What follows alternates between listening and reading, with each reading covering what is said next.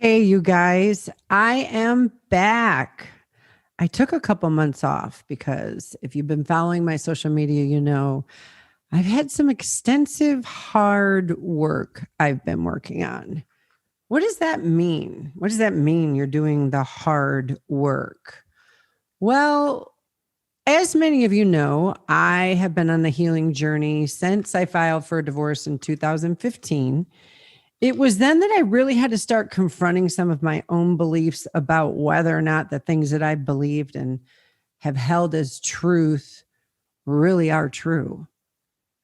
And if you missed it, there's a previous podcast where I actually even talked about how I weaned off of opiates, how I got my life back, how I used cannabis to do that. And my healing journey started with confronting the fact that I had over 20 autoimmune conditions, had been on opiates for many, many years, high dose anti inflammatories, and I literally thought that was going to be the rest of my life.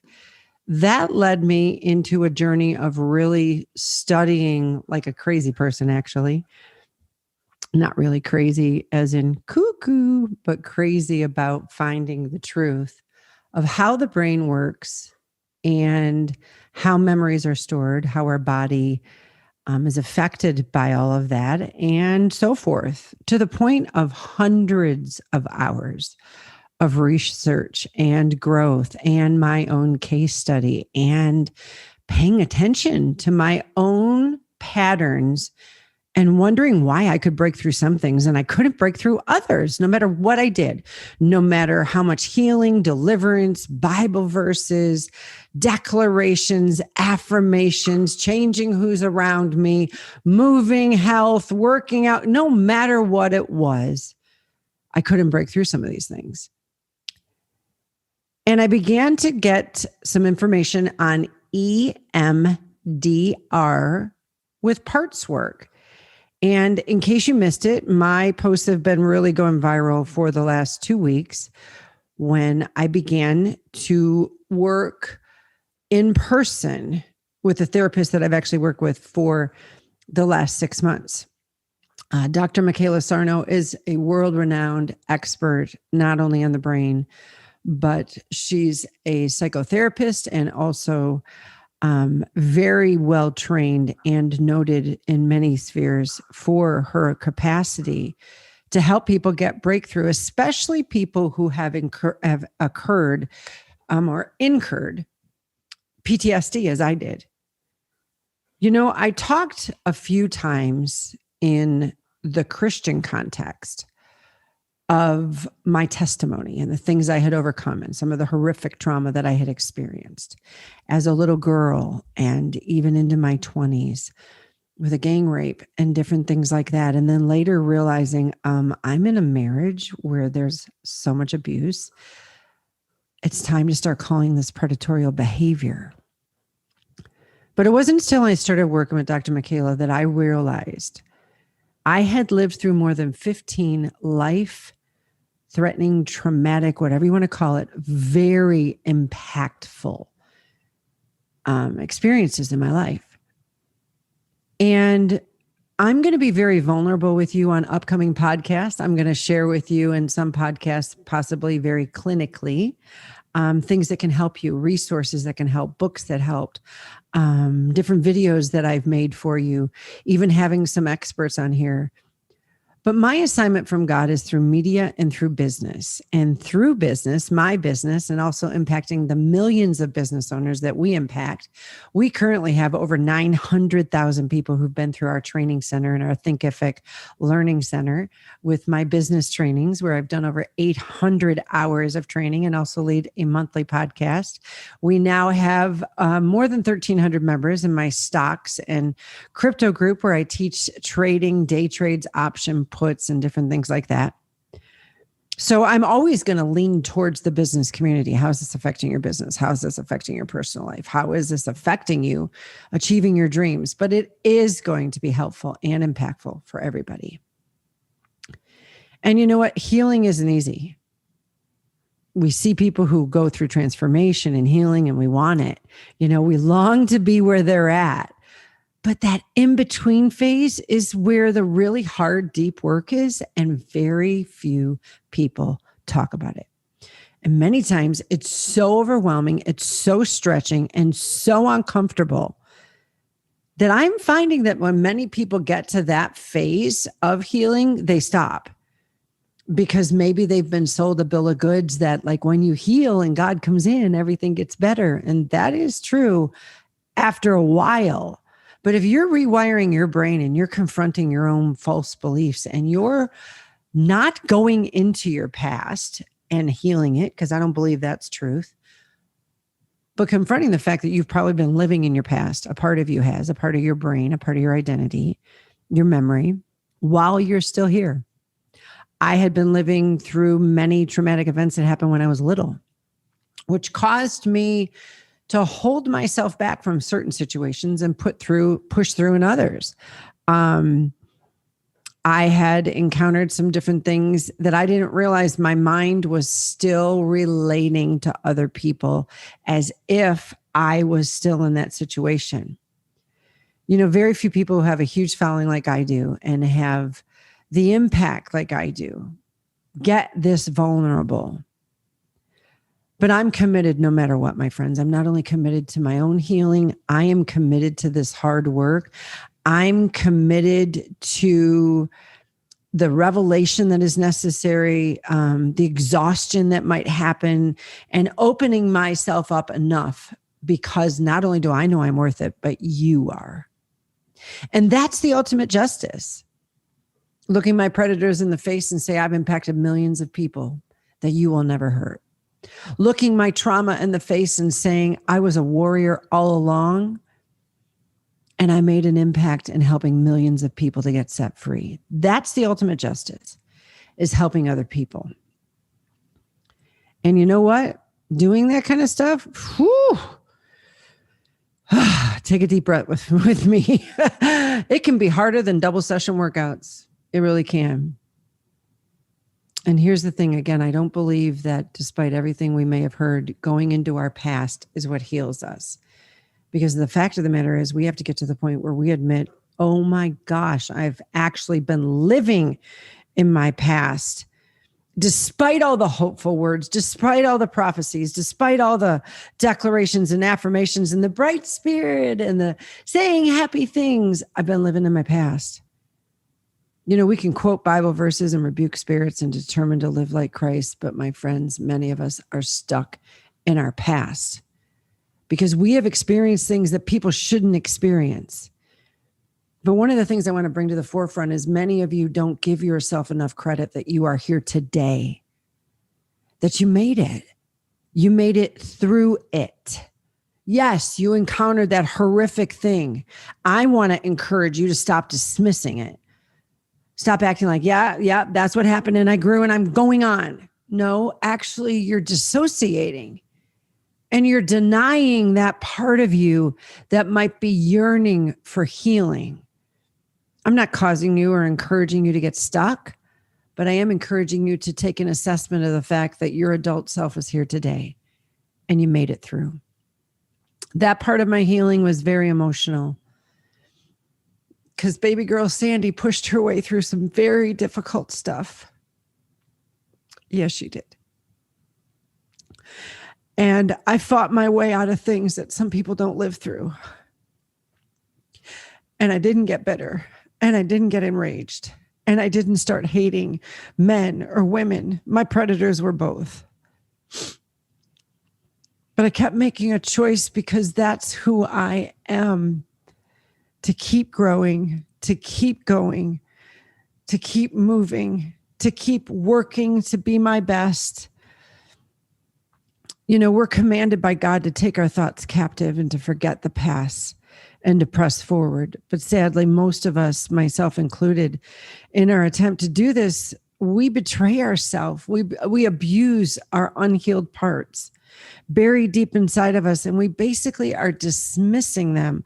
How many times have you told your inner bitch that you might call her or him to shut up? And sometimes we might need to do that. But other times we might want to listen to what is that whining, complaining, I'm doubting, I'm fearful, you can't do this voice actually saying. And is that part of us something that needs some love, needs some grace, needs a voice? I'm not saying you have to take that part of yours advice. I've had to look at some of my parts, my shadows, as some people call them, the part of my brain and who I am and my experience that weren't healed, and say, honey, I'm an adult now and we made it through. And I'm not going to stay stuck here with you. And you really matter and you really are important, but I am leading this life. And I am the reason why we're still alive. And alive. And adult Sandi knows exactly what to do. Now, some of you, especially you Christians, are kind of like, what do you mean you're talking to your younger self and you're talking to your adult self? And like, what are you talking about? Is that dissociative disorder? Is that schizophrenia? That sounds like demons. You know, demons are real, and so are angels, and oppression's real. We have evil around us always. And that's why Jesus died and rose on the cross and offers us salvation. But the thing I'm talking about is physiological. It's been proven on brain scans. You can see it in human behavior. And sometimes it is so bad that people actually end up forever impaired with a psychological disorder like DID or schizophrenia, or they end up psychopaths or sociopaths. But some of us, we actually didn't quit and we kept going. And with a right intention, but a wrong method, we've been trying to silence those voices that are saying, I need to know I'm not going to be abandoned. I need to know I'm not going to be manipulated to do things that I don't want to do. I need to know that I can be loved apart from abusive sex. I need to know that I can be valued even if I lose money. I need to know that my voice matters and I didn't deserve that. And my friends, that's where you step in. That's where you get to make a choice to heal. That's where you get to make a choice to parent yourself and to speak to that part of you and say, you're worth it. I'm worth it. Know this, the work is worth it, but it's hard. It's very hard. So stop telling somebody on social media what to do, what Bible verse to read, what method or modality of healing they need to do, and why some are better than the others, and blah, blah, blah, blah, blah. The people who tend to do that, again, tend to have right motives, but sometimes I'm beginning to see they have a part in them that is a freaking know-it-all. They're a know-it-all because that voice was never listened to, and they learned to overcompensate for their insecurities with this know-it-allness. Just because your modality worked for you doesn't mean it's going to work for me. That's why we have a lot of different people with a lot of different options. And when you have this know-it-all spirit where you're closed and shut down to anything other than you've experienced, you're actually, my friends, showing you're not as healed as you think you are. Because sometimes even the most confident, happy, positive amongst us still have really deep, deep wounds. And we got so used to chameleonizing ourselves and becoming what people needed and wanted, or whatever the situation demanded, that we're still doing that in our 40s, our 50s. I want to make this podcast something where I not only share with you what I'm learning, how I'm growing, why it's so important, but even for today, for the next 5 minutes, I want to share with you why trauma isn't necessarily trapped in the body, but trauma in your brain will affect your body. I believe hands down, bar none, that 100% of every case of fibromyalgia on the face of the earth is related to trauma. I believe that it is a traumatic event that happened in the memory, and that memory has never stopped. And because of that, the inflammatory markers go up, the joints start to swell. My friends, it's not all in your head and made up. It's all in your brain. And your brain is trying so hard to protect, and the psyche and the ego are trying so hard to make sure that you don't get hurt again. This was my story. that your body begins to swell and your joints begin to deteriorate ahead of time, like premature aging. And you get trigger points and bad memories and fevers when you least expect it and all kinds of difficulties. So trauma doesn't really trap itself in the body, but trauma you can feel it in your body. The sensory perception, like when I work through some of my memories, I might feel it in my gut. Is it any surprise that I battled Crohn's disease since I was in 6th grade? When I work through some of my different memories, I feel like someone's trying to choke me. It's in my neck. It's in my shoulders. Is it any wonder that for the longest time, C3, 4, 5, 6, and 7 were buckling into my spinal cords and my fingertips and my feet were tingling, and the doctors at Mayo Clinic and also Cleveland Clinic, through extensive testing, were afraid that I was going to be paralyzed. And 7, 8, I can't even remember how many doctors refused to even operate on me for fear that I would have reflex sympathetic dystrophy if they tried to work on my neck. Well, my friends, I benched the other day with 45-pound dumbbells, and I do 585 pounds on the leg press, and I have not killed myself, and I haven't had surgery. That's because where that trauma was when that happened, my brain went into such a hyper-vigilant state of self-protection that I could physiologically feel it in my gut, that I could feel it in my shoulders, in my neck. And I started feeling like inflamed. There were tumors on my back.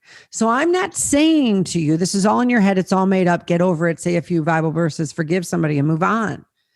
I'm saying that memory is so deeply stored and damaged and wounded that you're still there, even though it's 5, 10, 20, 30, in my case, 52 years later. And it's very difficult to figure it out. Trauma trapped in the mind and the body can manifest as cancer. Mm-hmm.